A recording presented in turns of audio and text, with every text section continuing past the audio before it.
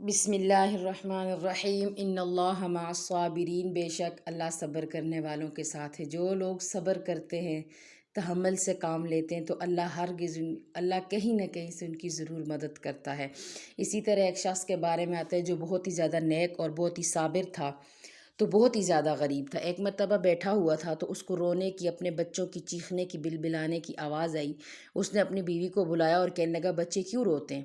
تو بیوی کہنے لگی یہ بھوک کی وجہ سے روتے ہیں۔ تو اپنے بچوں کو بھی بلایا، اپنی بیوی کو بھی پاس بلایا اور کہنے لگے کہ میرے پاس تو کچھ نہیں ہے میں نے کھانے کے لیے لا کر دوں، تو آؤ آج پیارے آقا صلی اللہ علیہ وسلم پر بیٹھ کر درود پڑھتے ہیں۔ جتنا کثرت سے پڑھیں گے، ہو سکتے اللہ کے نبی کے درود کے صدقے اللہ ہماری مدد کر دے۔ تو ہم بھی ایک دفعہ پڑھ لیتے ہیں، اللہم صلی علی محمد النبی الامی وعلی آلہ وسلم تسلیما۔ تو سارے بیٹھ کر درود پڑھنے لگے۔ تو وہ شخص جو تھا اس کو نیند آ گئی، سو گیا۔ جب سویا تو اسے آقا علیہ السلام کی خواب میں زیارت ہوئی۔ تو اللہ کے نبی صلی اللہ علیہ وسلم کی جب زیارت ہوئی تو آپ صلی اللہ علیہ وسلم نے اسے فرمایا کہ تم ایک مجوسی کے پاس جانا۔ مجوسی اسے کہا جاتا ہے کہ جو آگ کی پوجا کرتے ہیں، غیر مسلم ہیں۔ اسے کہا کہ تم اس مجوسی کے پاس جانا اور اسے میرا سلام کہنا، اور اسے کہنا کہ تمہاری دعا قبول ہو چکی ہے، اور اسے یہ بھی کہنا کہ میرے نبی نے فرمایا کہ تم میری مدد کرو۔ اب وہ جب نیند سے بیدار ہوا تو وہ حیران ہو گیا، حیرت انگیز کہ مجوسی کے پاس، غیر مسلم کے پاس نبی بھیجتے ہیں، اور پھر یہ بھی حق ہے کہ نبی جب خواب میں آتے تو وہ حق ہوتے، کیونکہ نبی علیہ السلام کی صورت میں شیطان کبھی نہیں آ سکتا، نبی کی زیارت حق ہوتی ہے۔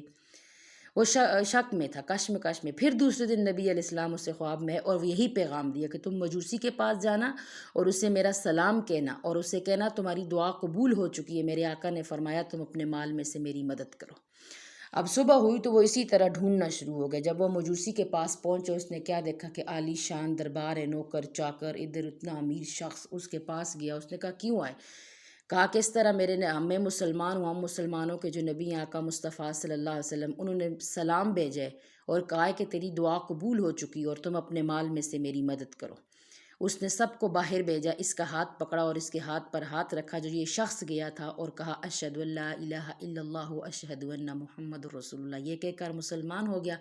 اور اس نے اعلان کر دیا کہ اب میں مسلمان ہو چکا ہوں، مجوسی جو تھا، میں مسلمان ہو چکا ہوں، اب میرے ہاں وہی شخص کام کرے گا جو مسلمان ہوگا، جو مسلمان نہیں ہے وہ کام نہیں کر سکتا۔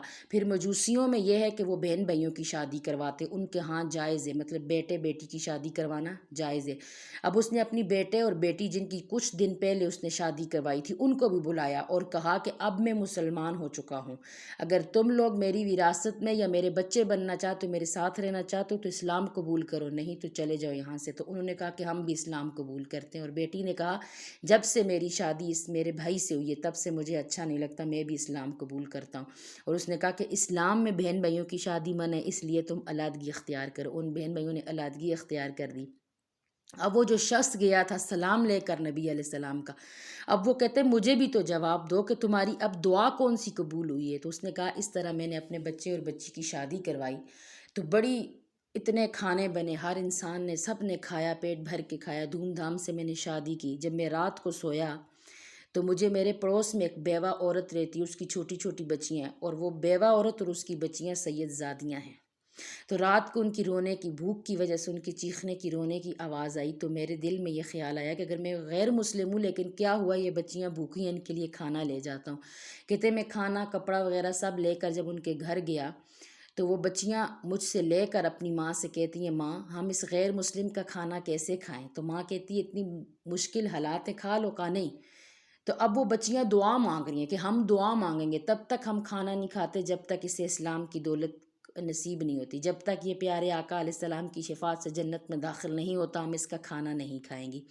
تو اب وہ مجوسی کہتے ہیں کہ ان بچیوں نے ہاتھ اٹھائے، وہ دعائیں مانگ رہی ہیں کہ اللہ اسے اسلام کی دولت سے نواز دے، اور ان کی ماں آمین کہتی ہے۔ تو میں گھر واپس لوٹ گیا۔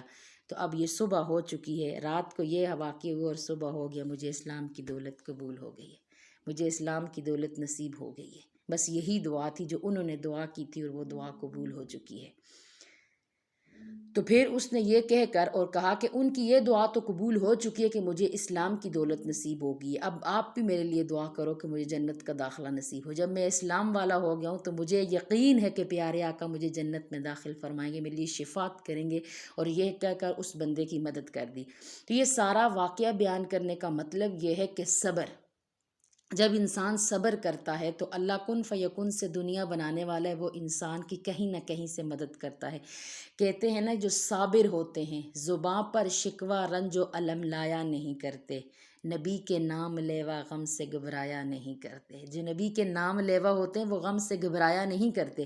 جب ہمیں مشکل آئے تو ہم اللہ کو یاد کریں، آقا علیہ السلام پر درود پڑھیں، تو انشاءاللہ اس توکل سے، اس یقین سے کہ جس رب نے کن فیکن سے دنیا بنائی ہے، بغیر ماں باپ کے آدم علیہ السلام کو پیدا فرمایا، اس دنیا کو بنایا ہے، جو رب آسمان سے بارش برساتا ہے، چھوٹے سے بیج سے اتنا تناور پودا نکالتا ہے، جس رب نے معصوم بچے کو ماں کی گود میں پروان چڑھایا اور ماں کو معلوم بھی نہیں ہوا کہ اس کے عذاب بڑے کیسے ہیں، یہ کیسے بڑا ہوتا جا رہا ہے، وہ رب ہمیں کھلاتا بھی ہے، وہ کہیں نہ کہیں سے ہمارے کھلانے کا، کھانے کا بندوبست ضرور کرے گا، لیکن صبر، یقین، توکل ہونا چاہیے۔ تو مشکل حالات جب آئیں تو زبان پر رنج، غم نہیں ہونا چاہیے۔